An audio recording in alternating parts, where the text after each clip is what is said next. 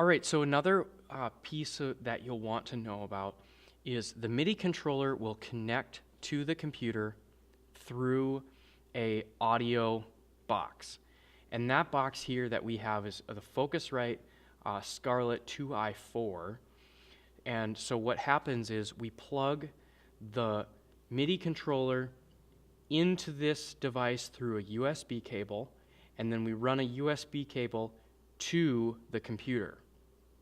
So that way, when we press the keys on the MIDI controller, it's going to be able to send signal to the computer, and it tells it what to play.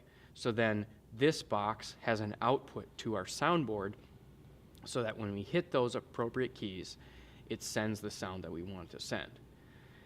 The only thing that you'll want to make note of really on this box is there's a manual volume. So typically we run this manual volume at around 60%. We want to send signal. So oftentimes you'll have low signal with a sound. Maybe the sound guy will say, I can't really hear the keys. I need more volume. Well, first you want to check your volume controllers in the software that you're running. But one thing to just check real quick is you can check the monitor volume that's on the Focusrite. This is a manual volume, so if you turn this up louder, it's going to turn up the volume for monitors and the mains. So you don't always want to do that to fix an issue, quote unquote, but you want to know if this is all the way down, you're not going to be able to send any sound to the soundboard. So you always want to make sure this is at about 60%.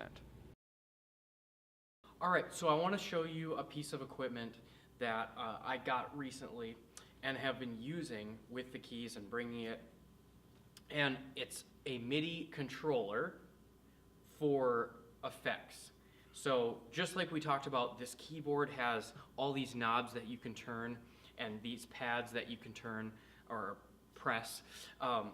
This independent controller is its own device.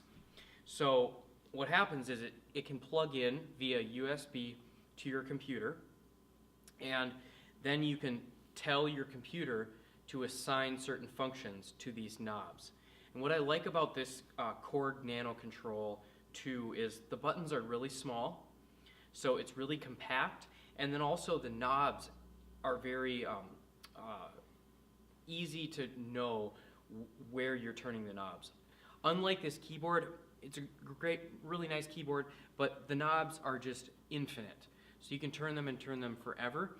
And typically when you're running certain sounds or certain effects, it's 0 to 1. I mean, it's binary, I think is the correct term. So it's just we're on or we're off, or there's in between. We want to know where we are. And if our knobs are infinite, we don't know where we are. So when you're applying effects or you're applying some more reverb, when you're maybe brightening a sound with a filter, you want to know, okay, where is my knob? Because as you're playing, there's a lot going, music is going, and you need to just know intuitively where your instrument is. So I really like the Nano Control. That's just a device that I purchased. I think it was around $45, and it's really nice because it's complementary to this keyboard and to the software that we're going to talk about.